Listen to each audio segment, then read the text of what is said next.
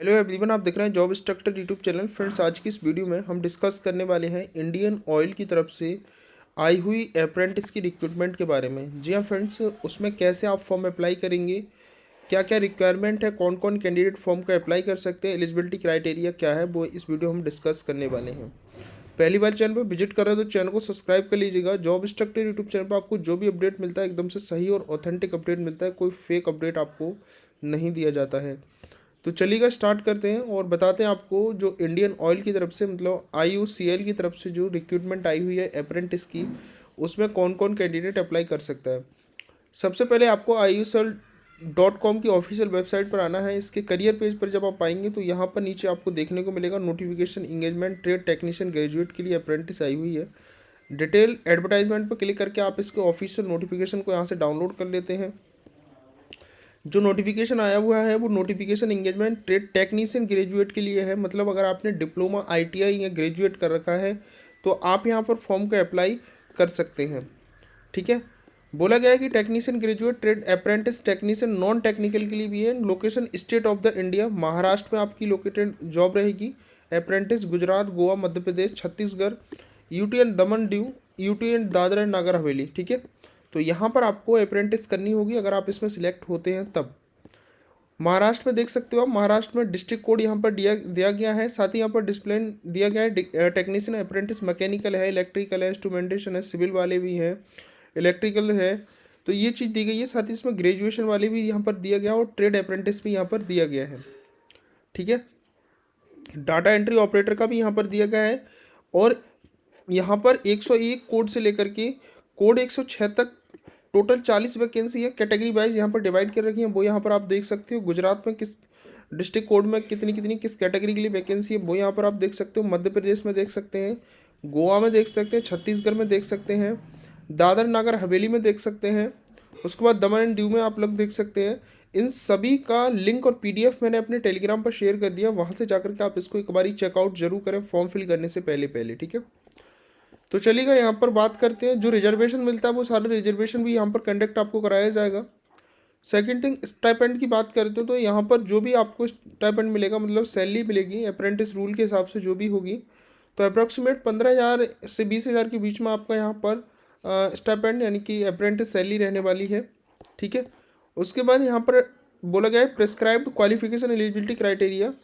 यहाँ पर बोला गया है कोड 101 के लिए, जो जैसे कोड 101 है, चाहे वो किसी भी स्टेट के लिए कोड 101 हो, सबके लिए यहाँ पर क्वालिफिकेशन बताया गया है कि कोड 101 के लिए टेक्नीशियन अप्रेंटिस मैकेनिकल की रिक्रूटमेंट, जिसके लिए 3 साल का regular full time diploma mechanical engineering से चाहिए, जिसकी मिनिमम परसेंटेज 50% हो। Journal EWS OBC non creamy layer के लिए 45%, SC ST PWD वाले कैंडिडेट के लिए चाहिए। 102 कोड के लिए यहाँ पर इलेक्ट्रिकल 3 साल का चाहिए। 103 कोड के लिए यहाँ पर 3 साल का जो है यहाँ पर आपको इंस्ट्रूमेंटेशन इंजीनियरिंग का यहाँ पर डिप्लोमा चाहिए। 104 कोड के लिए सिविल का डिप्लोमा चाहिए यहाँ पर।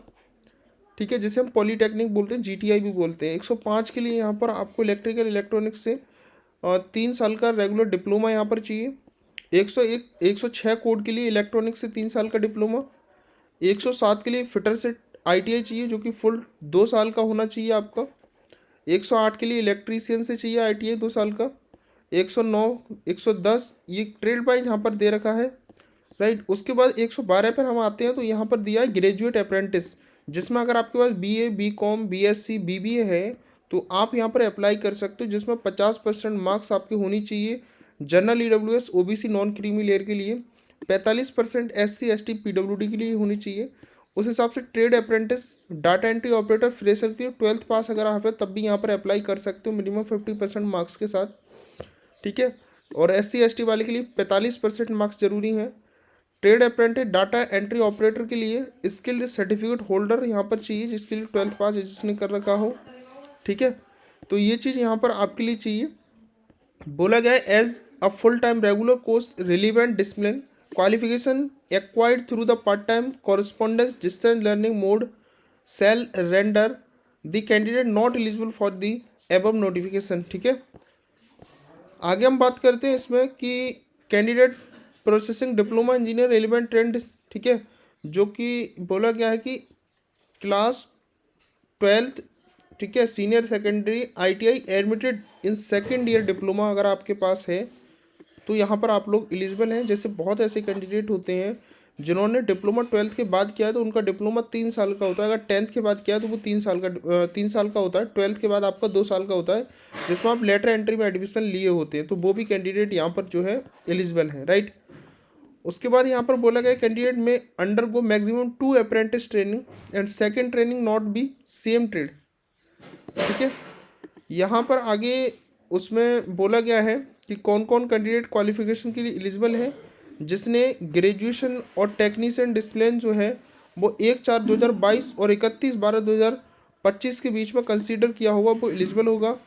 ITI डाटा एंट्री ऑपरेटर के लिए 1/4/2021 और 31/12/2025 के बीच कंसीडर किया होगा तो वो भी कैंडिडेट यहाँ पर एलिजिबल होगा, ठीक है। उसके बाद हम नेक्स्ट आते हैं और यहाँ पर एज रिलैक्सेशन 18 से 24 साल तक की आपकी है। 31/12/2025 को एज आपकी काउंट की जाएगी। रिलैक्सेशन यहाँ पर दिए गए SC ST वाले के लिए 5 साल की छूट है, ठीक है। मैक्सिमम 29 साल के कैंडिडेट SC ST वाले फॉर्म फिल कर सकते हैं। OBC नॉन क्रीमी लेयर वाले के लिए 3 साल की, जिसमें 27 साल का कैंडिडेट फॉर्म को फिल कर सकता है। PWD वाले में यहाँ पर बोला गया है कि 10 साल अप टू 15 साल SC ST PWD में और 13 साल OBC non creamy layer PWD candidate form भर सकता है। ये ट्रेनिंग पीरियड जो रहेगा वो 12 महीने का रहेगा। Candidate register successfully NAPS and NATS portal applying the against notification shall be consider selection process there will there written test and interview, मतलब कोई भी रिटन नहीं होगा ना ही कोई इंटरव्यू होगा, डायरेक्टली आपका मेरिट बेस यहाँ पर जो है सिलेक्शन होने वाला है। साफ साफ यहाँ पर बोला गया कि there will be no written test interview, ना कोई अब टेस्ट होगा ना कोई इंटरव्यू यहाँ पर होने वाला है। सिंपल सा आपका एक सभी कैंडिडेट की मेरिट लिस्ट रिलीज की जाएगी, उसके बिहाफ पर आपका सिलेक्शन यहाँ पर होने वाला है। आगे यहाँ पर हम बात करते हैं कैसे अब फॉर्म को आपको फिल करना है। तो जो भी candidate trade apprentice ITI data entry operator के लिए फॉर्म फिल कर रहे हैं तो ये वाली जो लिंक यहाँ पर दे रखी है इस लिंक पर क्लिक करके आप यहाँ से इसके फॉर्म को फिल कर सकते हो।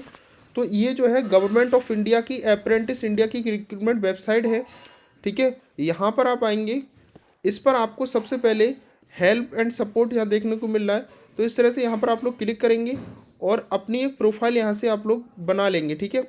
अपनी प्रोफाइल बनाने के बाद जैसे लॉगिन और रजिस्टर पर क्लिक करके कैंडिडेट पर क्लिक करना है। यहाँ पर रजिस्टर एज अ कैंडिडेट पर क्लिक करना है। ITI है तो ITI पर टिक करेंगे और यहाँ से अपना रोल नंबर डालेंगे, नहीं है तो सिंपली आप यहाँ पर mobile number email confirm email करके कैप्चा कोड डालने के बाद रजिस्टर करेंगे। यहाँ पर सिंपल आपका रजिस्ट्रेशन हो जाता है। उसके बाद फ्रेंड्स आपको यहाँ पर अपना आधार से वेरिफिकेशन करना है। लॉगिन होने के बाद सिंपली आपको फॉर्म यहाँ से फिल कर देना है, कोई रॉकेट साइंस नहीं है फॉर्म के लिए, ठीक है। ये चीज़ ध्यान रखिएगा। जो कैंडिडेट टेक्नीशियन अप्रेंटिस डिप्लोमा के लिए जा रहे हैं उन कैंडिडेट के लिए मैं बता दूं, यहाँ पर इस लिंक पर क्लिक करके आप इसके फॉर्म को फिल करेंगे, ये वाला, ठीक है। तो यहाँ से आप लोग स्टूडेंट वाले ऑप्शन पर टिक करेंगे। यहाँ पर जनरल स्टूडेंट है, यहाँ पर सैंडविच AEDP स्टूडेंट्स है, तो यहाँ पर आपको क्लिक करना है, ठीक है। क्लिक करने के बाद यहाँ से आपको नीचे आना है और बोला गया कि do you have above data and to enroll, तो आप नो करना चाहते हो तो यहाँ पर नो कर सकते हो, लेकिन नो करने के बाद यहाँ से आप लोग फॉर्म को फिल नहीं कर सकते हैं। तो सिंपली आपको यहाँ पर यस करना है।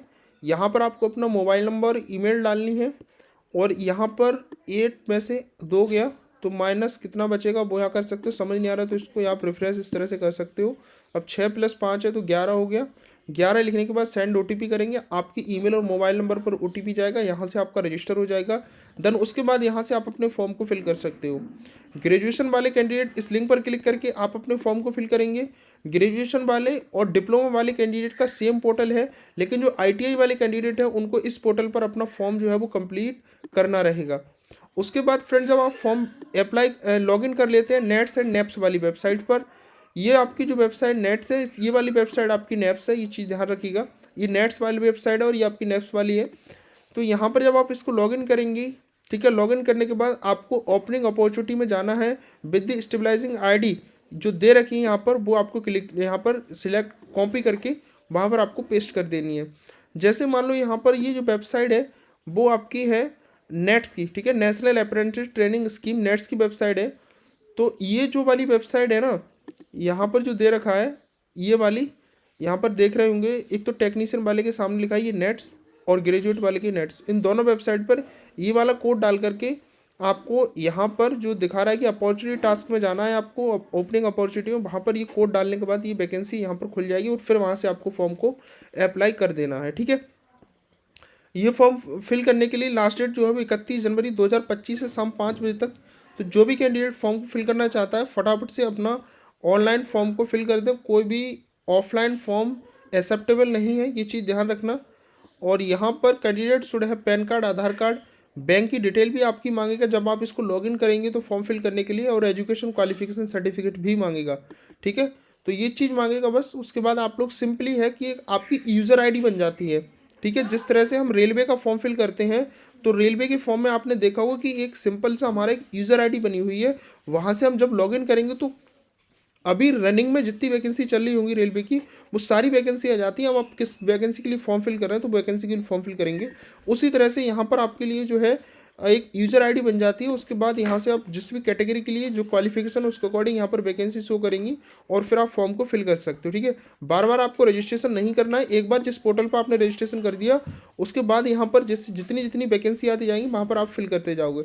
जैसे आपने देखा होगा कि सेवा योजन के पोर्टल पर वैकेंसी आती है तो उस हिसाब से यहाँ पर वैकेंसी आपको देखने को मिलने वाली है। ठीक है, उसके बाद इसकी ओपनिंग डेट 15 जनवरी से थी और 31 जनवरी शाम 5 बजे लास्ट डेट है इसकी। तो जो भी कैंडिडेट फॉर्म फिल करना चाहता है फटाफट से कर दीजिएगा। ठीक है, मेरिट लिस्ट रिलीज की जाएगी आपकी। उसके बाद यहाँ पर जिन भी कैंडिडेट का लिस्ट में नाम आएगा, लिस्ट में नाम आने के बाद आप अपने डॉक्यूमेंटेशन को करा सकते हो।